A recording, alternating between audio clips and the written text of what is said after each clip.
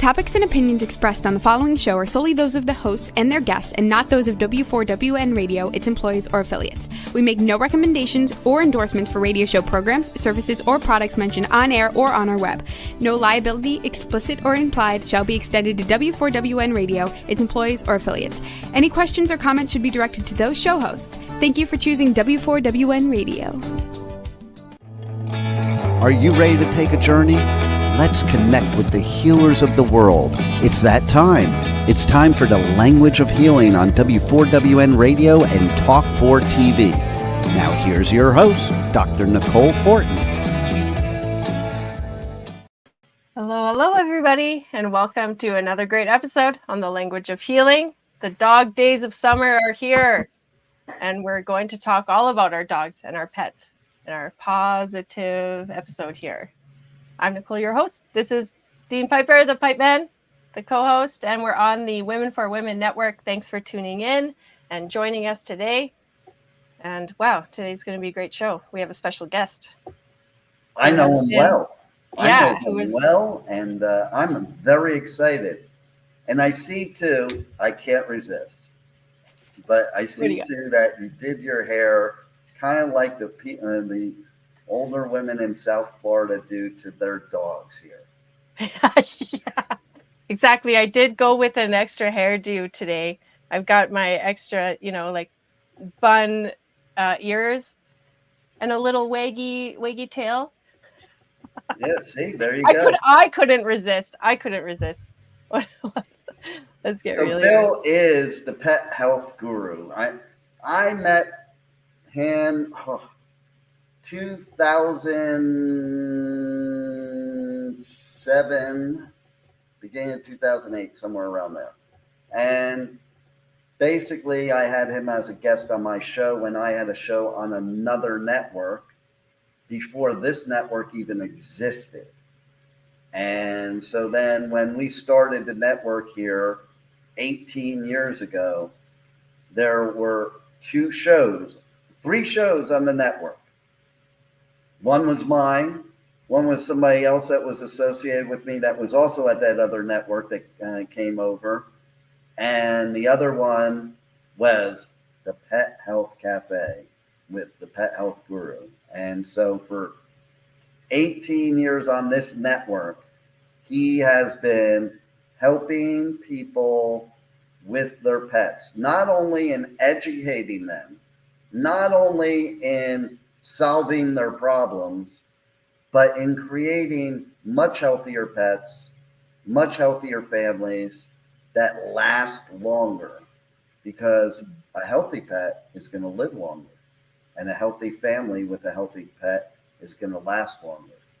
So with no further ado, I think we should bring on the Pet Health Guru. Yeah, there's lots to talk about. Let's dig in. Hello, Bill. Hello. Yes, thank you, Pipe Man, for a great intro as always. Yeah, now I gotta fix my camera. Of course. And thank you for Nicole for having me on. I mean, hopefully I can, give a little bit of good wisdom out there, and we can help some people and some pets, and sharing the wealth of knowledge. Mm-hmm. Yeah, because people love their pets, right? They are part of our family, and we love them and cherish them, and sometimes we treat them better than ourselves. So, you should say that. Yeah. Because I don't know if I ever told you this story, Bill, but it does pertain to what you teach people. So, my best friend of life since 13, who passed away in September, me and him and his girlfriend all lived together when we were like 19 years old. And she had a Newfoundland, interestingly enough for our Canadian here. Oh, yeah. I got a very side topic. I got a very interesting conversation message from Newfoundland today. And that conversation is like unrecognizable. You can't understand them. So how do you understand a Newfoundland dog? They're speaking over their lingo. You feed them. So what Tracy used to do is she would make a gourmet meal for this dog. Like when I say gourmet meal, Bill knows what I'm talking about because she literally cooked a meal like she would cook for Mark, her boyfriend, or me, who was there too. We didn't get the meal. The dog got the meal. And the dog was so healthy because it was eating real food. And that's what Bill is all about. Real food for pets. Am I right, Bill? Absolutely. I mean, that was our first tagline, basically, was real food for real pets. And that's what brought the whole, the deli concept together. Is we had to introduce something that was totally foreign to most people 20 years ago. It wasn't so foreign 50 years ago because when our grandparents cooked a meal, we didn't feed them leftovers. There was actually a whole extra meal in that meal for the dog and the cat.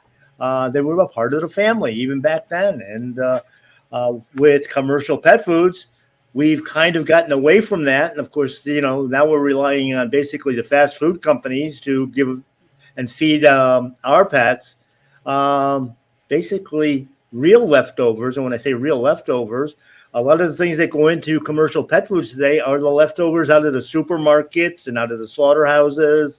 A lot of garbage of pet food. Well, it's even worse than that. I mean, they actually pick up the dumpsters from behind Albertsons and Publix and Walmart and Target because there's basically multiple dumpsters now. One is just for food products, and those go to a rendering plant, and that's what they put in the pet food. They cook that actually down with the styrofoam containers, the cardboard boxes, all the plastic. So we have all that nice, those plasticizers, the BPA, the phthalates, all of that cooked into the ingredients. So we have nothing more than sick animals that, unfortunately, the veterinarian, the drug companies make a lot of money on.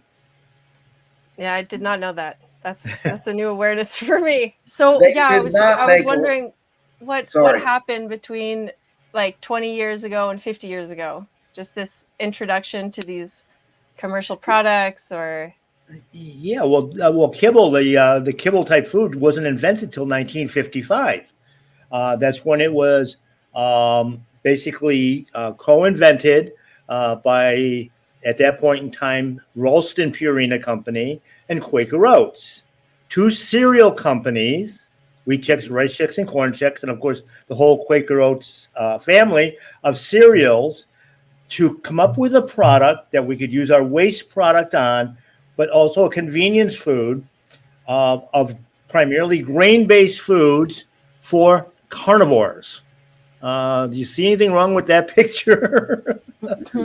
Yeah, a little. It's a little. Yeah, I mean, if we don't feed them a species-appropriate diet, they're not going to be healthy. Exactly. It seems like recycling gone wrong. It really is. And according to the FDA, if it's food, it has to be fit for human consumption. Well, most pet foods are not made with those kind of ingredients, which means that they are supposed to be labeled as feed and not fed to any creature. However, the FDA looks the other way when it comes to the donations that, General Foods and Mars Candy and Nestle's make to their to their institutions. So it's like we just ignore it. We feel it's okay to feed our pets garbage, and we promote it on TV and the internet and through slick packaging as being complete and balanced, which it's not, and healthy, which it's not. And we have taken the longevity of our pets. Dogs should be living over 20 years, cats living over 30 years, and the medical community now says if your dog lives to be 8-10 years old, oh my God, you are so lucky. We have actually created that ill health. It doesn't feel lucky to me when you own a pet and it's only 8 years. That doesn't feel lucky. Well, it's not only the fact that they're only living to 8 or 10 years old, but they're living in misery. I mean, look at the types of problems that our poor pets have: the scratching and itching, the gastric problems. Things like diabetes, cancer. I see animals now, puppies at 10 months, 12 months of age with cancer already. We never had cancer 20 years ago, 30 years ago.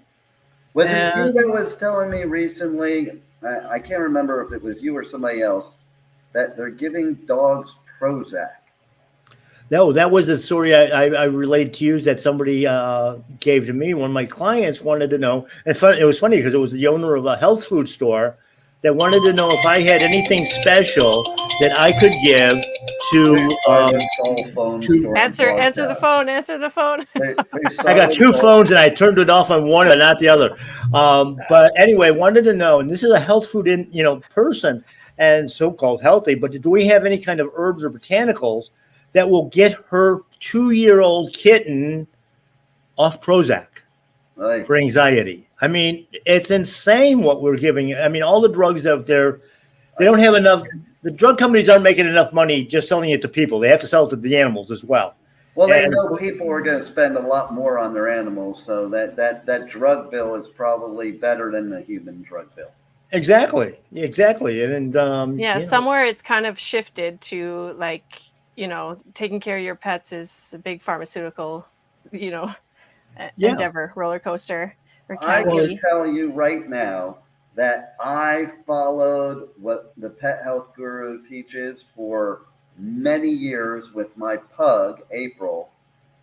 April never went to a vet ever and lived longer than they say pugs should live. Wow. That's pretty impressive. Just on the from a puppy up till old age. Yep. So what are some of those tips? What are some of those health tips maybe for our listeners we can share? Well, the first thing that we start with, and I actually I do a lot of writing and I do, of course, my own show and that sort of thing. One of the things we're talking about is that if you're going to get a pet, the first thing that you need to do is look at your budget. What can you afford? Obviously, if you're on a tight budget, you're not going to buy a Great Dane or, a Newfoundland, okay? That's going to eat you out of house and home. You need to budget that. But budget the food part in first for a good diet, a good species-appropriate diet, because if the animal's healthy, you don't have to go to a vet. You don't need all the procedures. You don't need all the vaccines. You don't need all the preventative drugs that are a part of what modern medicine is today. Used to be when I started in this business, if you saw a veterinarian, it was because either you had a brand new puppy or a kitten and you just wanted a general physical to find out that they were, in at least pretty good shape, and accidents and injuries, trauma care, basically emergency trauma. And then possibly at the end of life, although most animals just kind of passed away in their sleep at that point in time and got buried in the backyard, with a nice plaque and probably a tree on top of them, to memorialize it.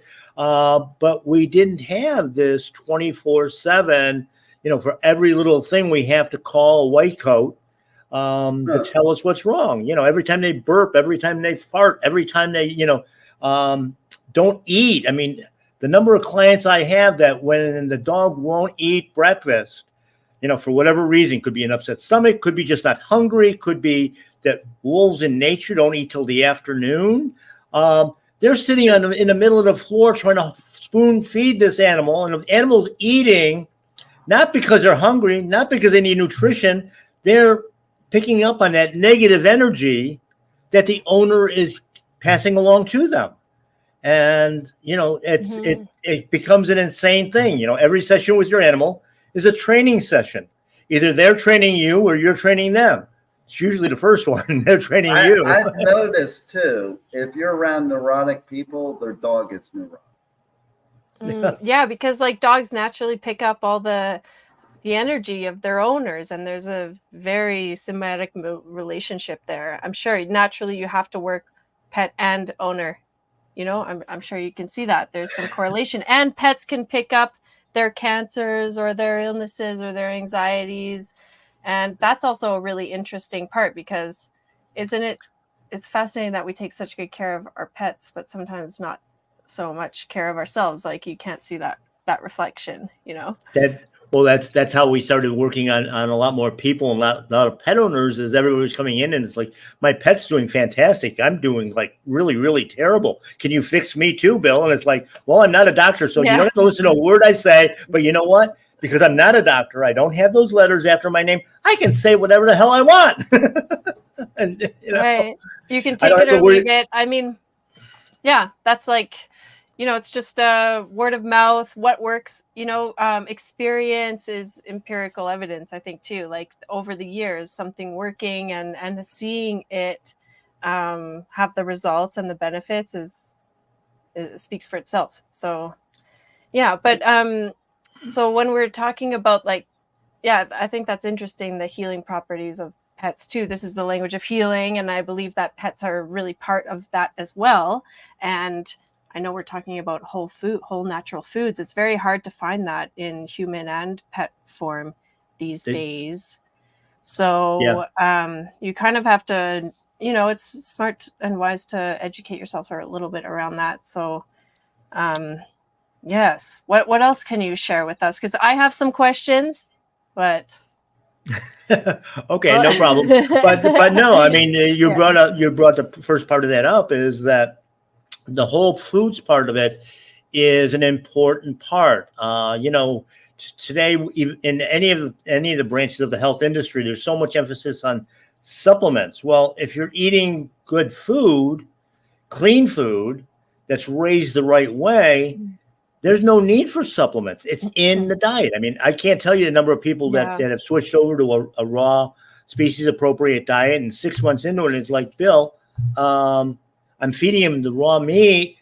Where are the nutrients? It's like, how can you ask that question? It's in the food. Is your animal still alive? Then obviously they're getting nutrition. Well, even with humans, like you take supplements, but listen, if you're eating properly, you don't need to supplement, number one. Yeah. Number two, most supplements for humans are way more than your body should even be consuming. So it's basically, a lot of times you're just wasting a lot of it, whereas eating food, real food, the real food knows how much of those nutrients you need, and your body knows how much it needs from the food.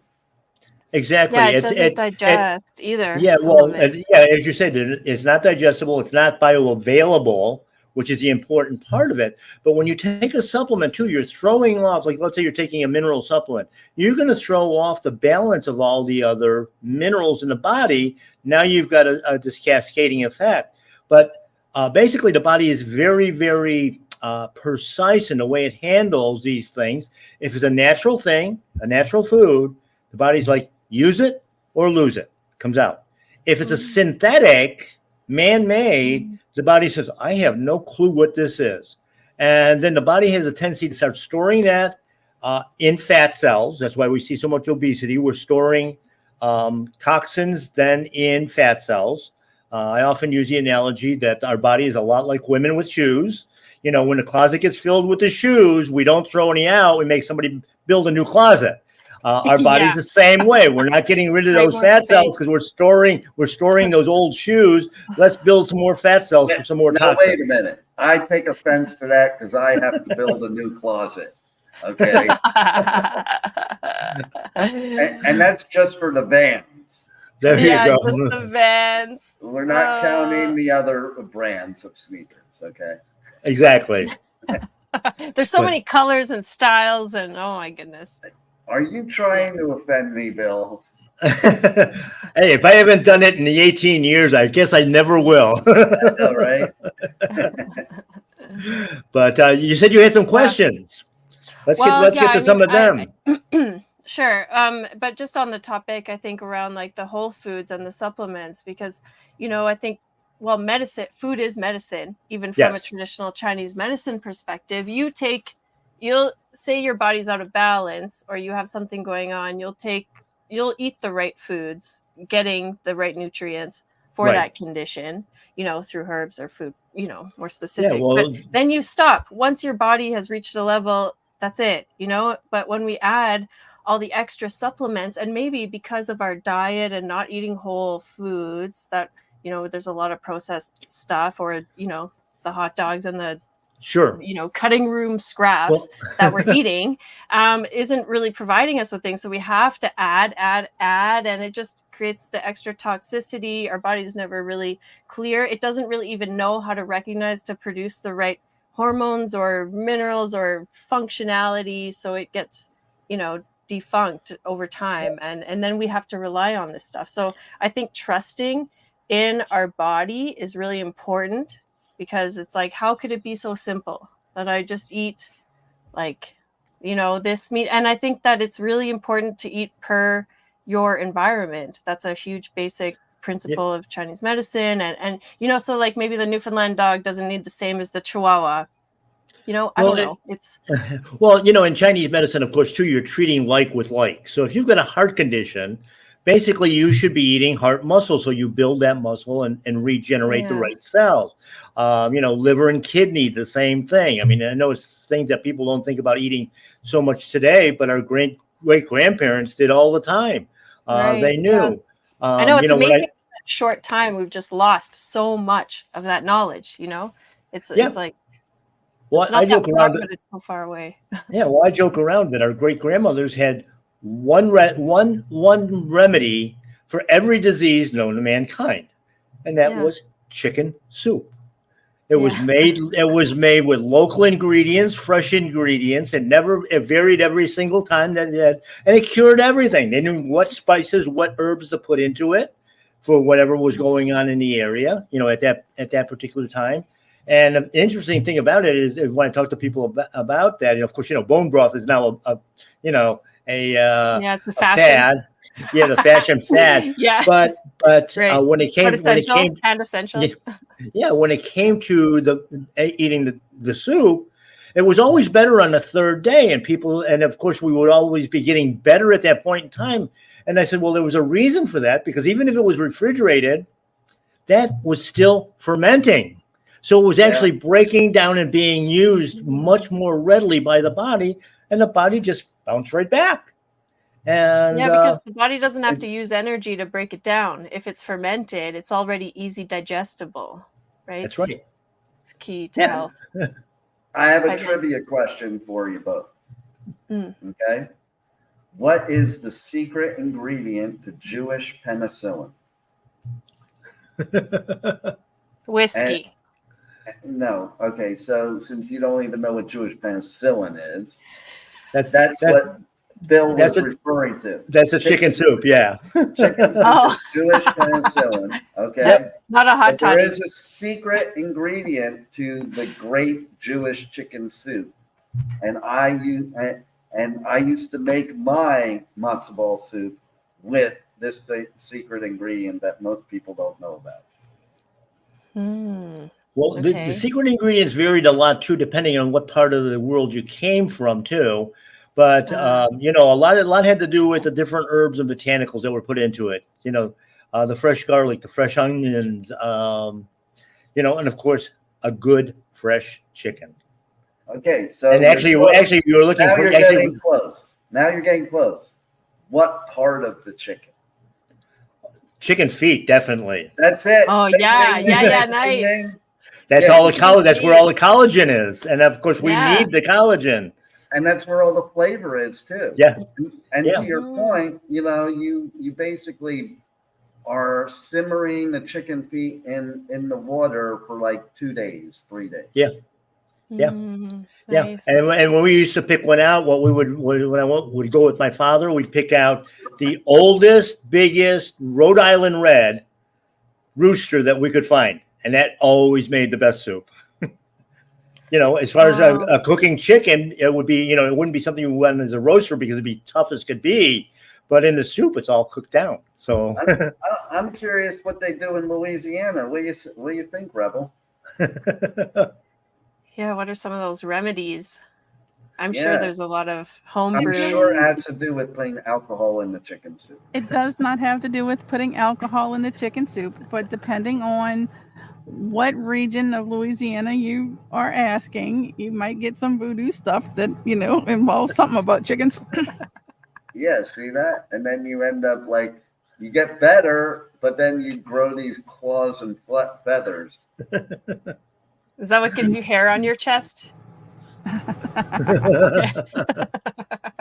has that evil laugh like she's done that to a few guys. Who, me? Never. I don't play with the voodoo, only the hoodoo.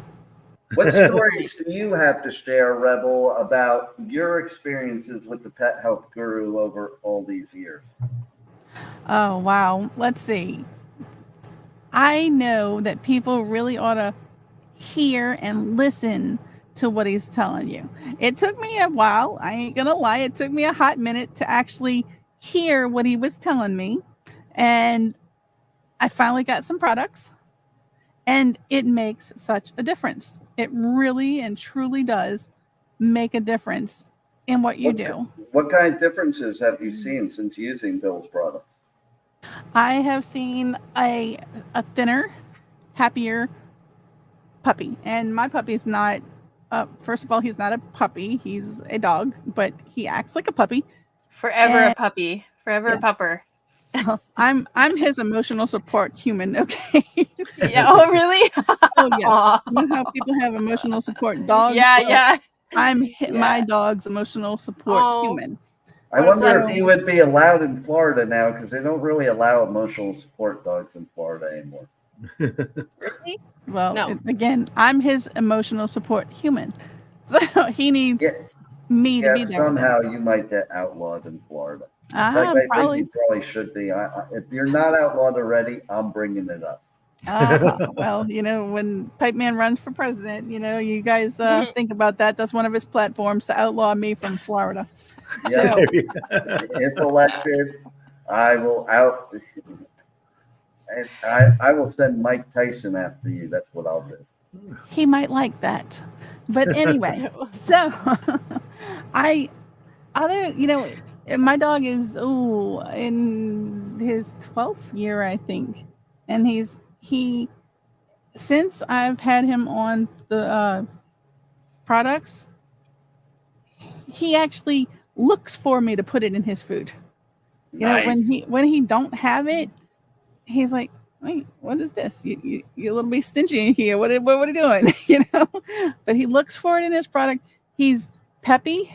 He's always been what I call the baby, but he's more. He's trying to play fetch with the cat now. So, and he's slimmed down in weight. So it's been a wonderful experience, and I'm hoping to have my puppy forever. Many long years. There it is. Yeah. Yeah. Well, speaking of listening to you, though, Bill, before you go on, why don't you tell everybody how they can listen or watch or both your live show and your podcast? Well, the Pet Health Cafe, of course, is on, one of our other channels here. They can go to W4HC. They can go to PetHealthCafe.com. We're on Facebook, YouTube, Spotify, a whole bunch of other platforms. Live shows on Thursday night at 8:00. And Eastern of course, time. The replays, around the clock. So which is good because of the amount of content sometimes I throw into these things, because it's so much contrary to what we hear from the veterinarians and the normal pet food people and that sort of thing, that you kind of have to wrap your head around it. I try to get into the physiology part of it, why things are happening, why you need to do it, why just dumping that pet food out of the bag is not even close to nutritional. And if you've got a good, healthy animal, you don't need to buy all these things. I mean, I just did an article on seizures, and actually I did a show on seizures as well, that all the pet owners that have animals with seizures are looking and asking, what neurotoxic flea product can I use on my dog to prevent fleas? Well, the only thing that prevents fleas is eliminate the fleas. I mean, or build a good, healthy immune system so you don't have that problem. But these are not preventative medicines. These are basically treating for things your animal doesn't have with a neurotoxin. We're killing the brain cells. Which makes dogs harder to train. We're killing the gut bacteria on top of it. And so you can't digest the food. And then we feed them a bad diet on top of it. The products that Rebel is referring to are some of my herbal blends. I don't even consider them supplements because they're not. They're Whole Foods. But when I formulated things that are going to detox on a daily basis. The milk thistle, the dandelion root, the echinacea, astragalus, clean out the liver, the kidney, the lymphatic system. If I clean those out every day, now I can get rid of those toxins. If I don't open up those pathways, I'm just recirculating them, and I just keep getting sicker. My dog keeps getting sicker and going downhill and more problems. And the goal is to have a happy animal, a healthy animal, because they are healthy, and us not worrying about it every little time something acts up. It's like, okay, you're just having an off day, or I'm having an off day, whatever, and you just keep moving on. We don't have to worry about medications and giving insulin 3 times a day and stuff like that we never had before when we fed real food.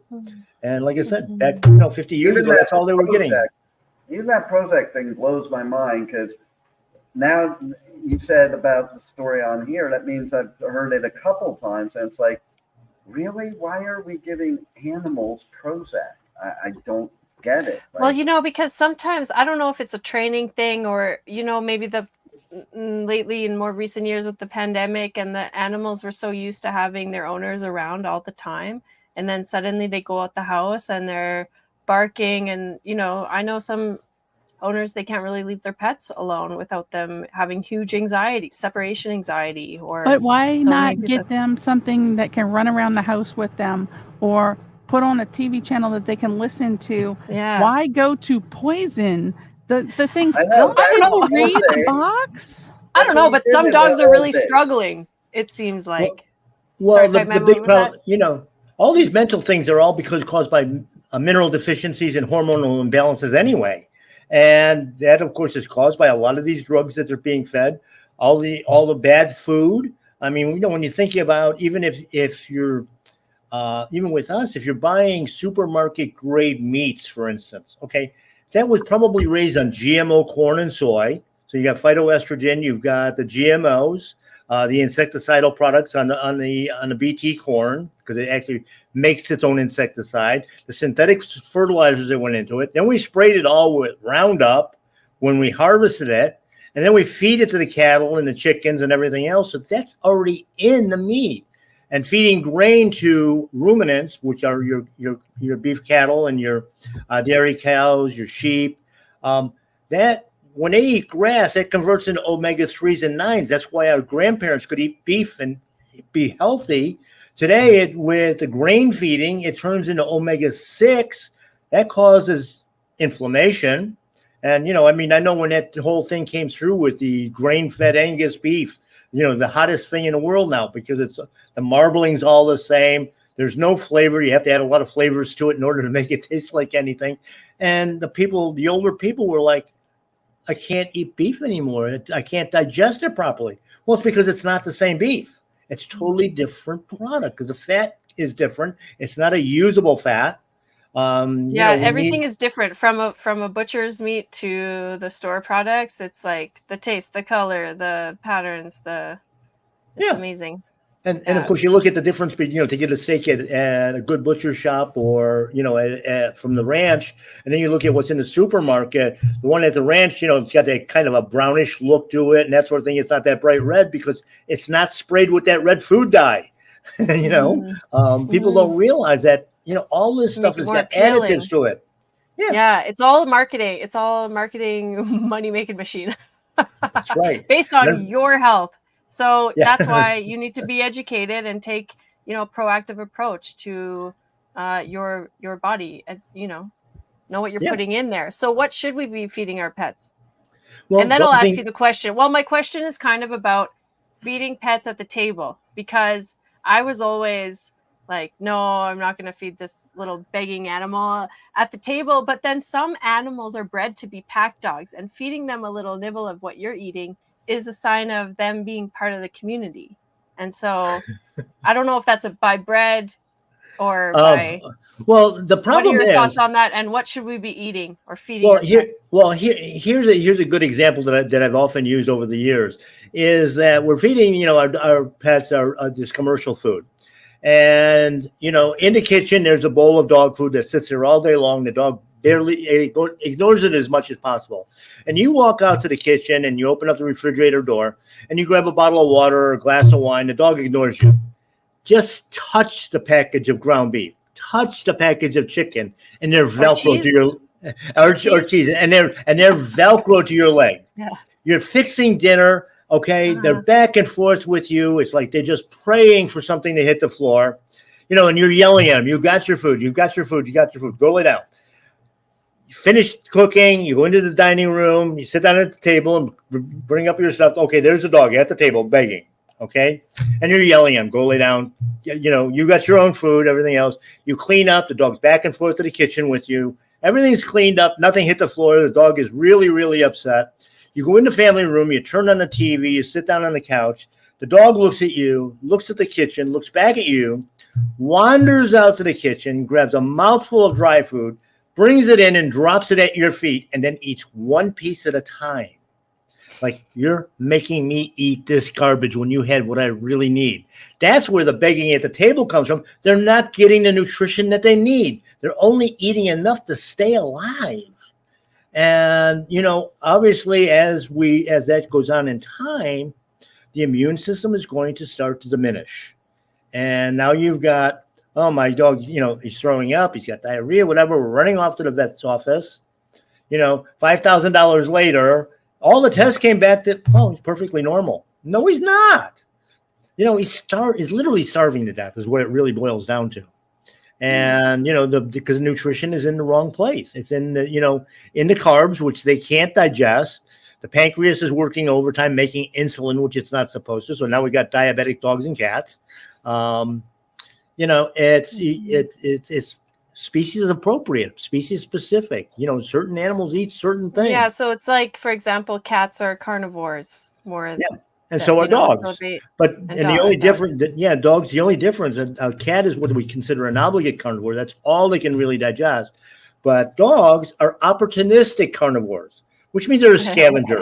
They'll eat drywall, they'll eat panties, they'll eat shoes, they'll eat socks. Totally.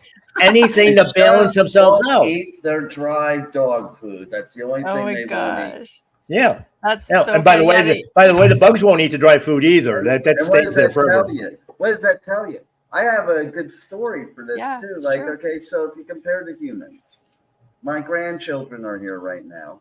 Not right this second, but that would be like me sitting them down and giving them maybe like broccoli, let's say, and I sit down and I eat a chocolate ice cream.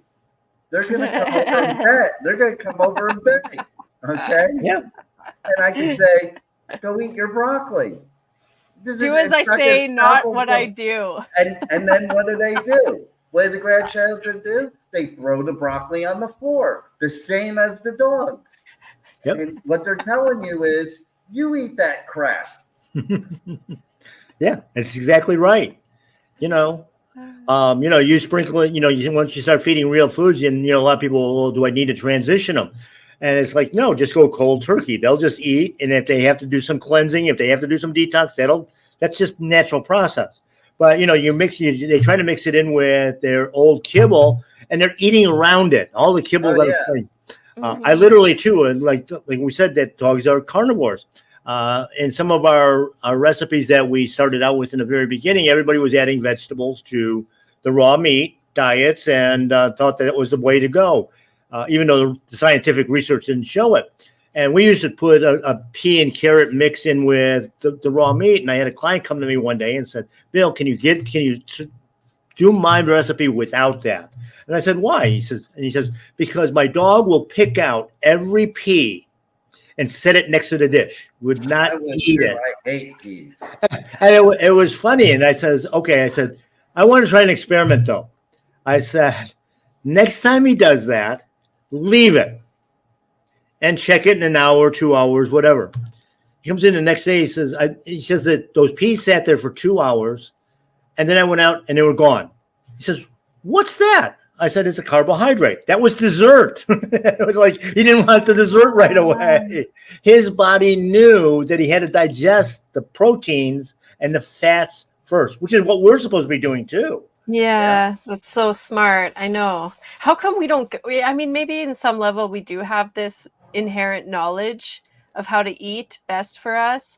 But I mean, that's what I love about Eastern medicine is that it has carried that knowledge down. Like you eat this is the steps and why, and you eat these foods during this time and avoid those. Yeah. Well, you know, I mean, when you look at eating locally, you only got certain foods available at certain times of the year, and that's when you're going to get the most nutritional benefit out of it. Right, like honey. You know, honey is like should be eaten locally, like from your local honeybees, because they're going and getting other conjugate verbs up in Canada. Yeah, I know. Sorry, I know that was We're live. That's great. That's fine. Yep. Yeah. No. I mean, we use a lot of honey. You know, honey is one of the best natural antibiotics, you know, on the face of the earth. In fact, if you get a cut or a bad scrape, don't use peroxide because that actually kills off the living cells that are trying to replace the dead ones or damaged ones. Put raw honey on it, you actually cure in 50% less time because you're feeding it and you've got a natural antibiotic. Manuka honey has been used in burn centers for like 20 years because of its healing power. Of course, they don't call it Manuka honey. They give it a scientific drug name. And, you know, $100 jar of honey, then the hospital will charge you like $10,000 for in treatments. You know? Yeah. So I have another question that's really important. Okay, because I've heard conflicting parts of this.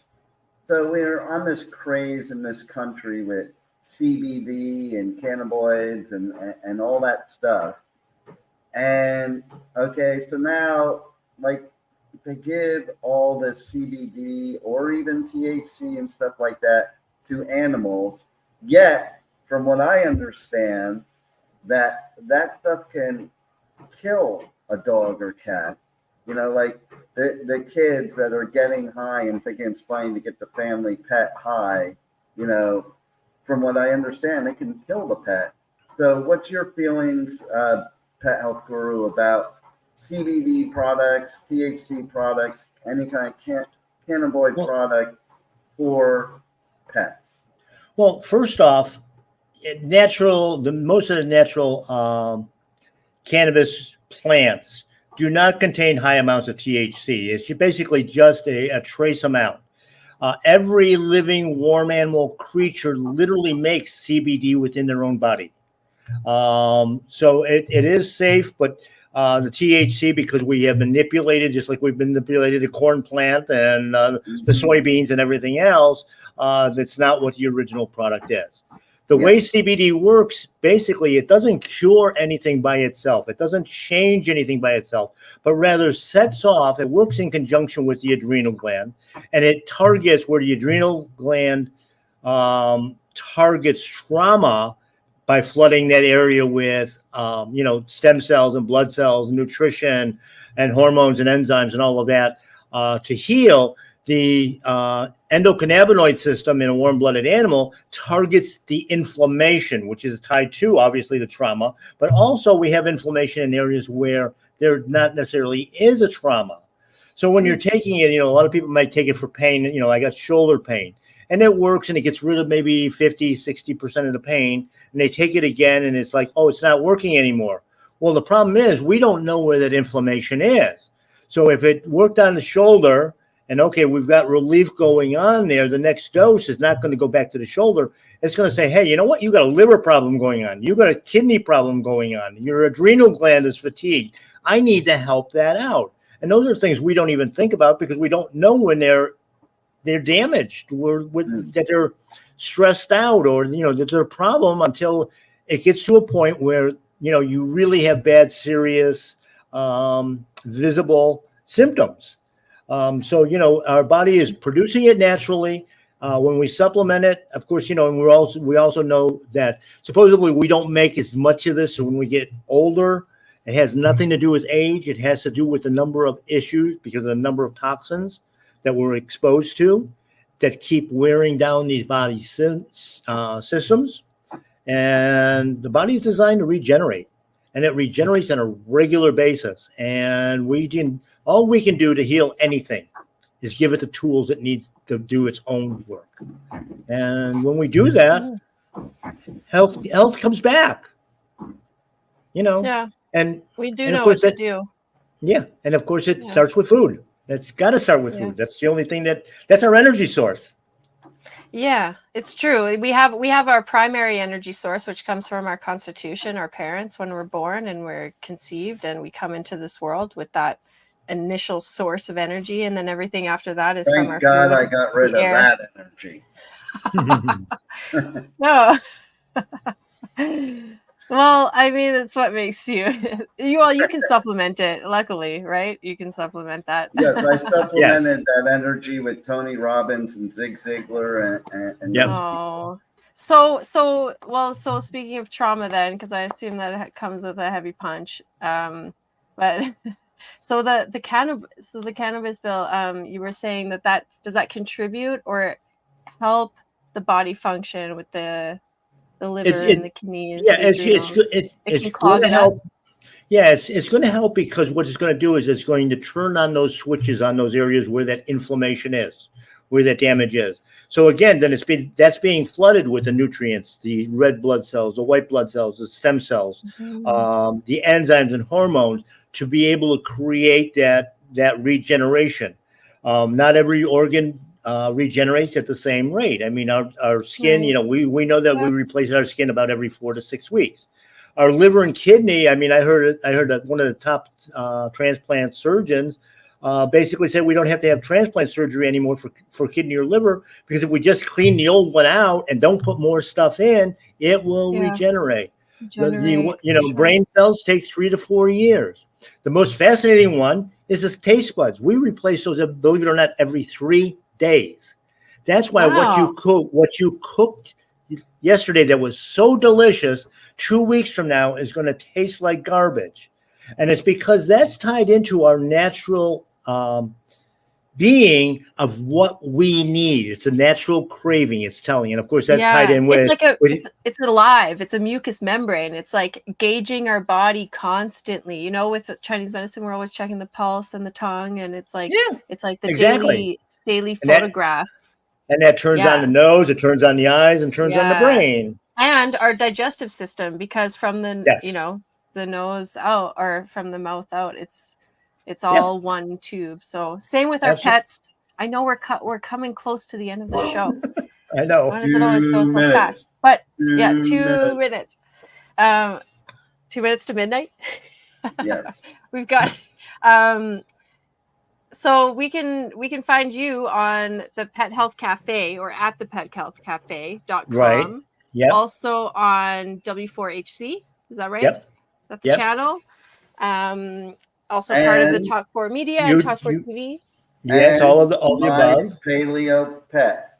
Yes, My Paleo Pet is our retail store. Yes. I work out of there quite a bit. I do nutritional counseling. I do, and when I do that, I'm not just telling you I'm not putting together a diet plan for you. I'm basically going to tell you how the body works and how it needs to be fed, and then it's up to you. You're the one that gives it the tools that it needs to heal, and the same applies to our pets as it does to ourselves. And if we take care of both, we're all going to be happy. That's good life living right there. Yes. Enjoy all those snuggles and cuddles with your furry friends and human friends alike. Yes, exactly. Yeah. Unless it's a hairless cat, then it's not a furry friend. It has no fur. There you go. Oh, I've never touched one of those. That would be like still part of that. It's a little creepy to me. Yeah. Would it be like, would you be able to pet it, or would it stop? Like, would you mid stroke? No, it really doesn't. It's not that big a difference. I mean, think of the people that have lizards and snakes. Yeah, that's true. Yeah, my sister has a bearded dragon, and it eats live worms, and the occasional kale. Sometimes he doesn't like his leafy greens. Yep. But he does love the worms. Oh yes. I want a pet platypus. And on that note, we have to end the show. There you go. All Thank right. you for Thanks having me. again, Bill. Yeah. Thanks, Dean. Pipe Man. Thanks for joining us again. Our listeners, we'll see you next week, Tuesday, 2 p.m. Eastern Time on W4WN. Sayonara. See you next Good night. week. Wow, what a show today. And the journey does not stop here. Come travel the world with Nicole every Tuesday at 2 p.m. Eastern Time as together we become more fluent in the language of healing on W4WN Radio and Talk4 TV. See you next week.